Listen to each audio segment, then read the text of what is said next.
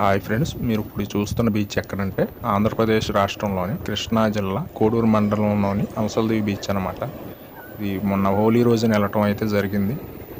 పర్యాటకులు కూడా ఎక్కువగానే వచ్చారు. చిన్న వీడియో అయితే తీశాను, మీరు కూడా చూడండి.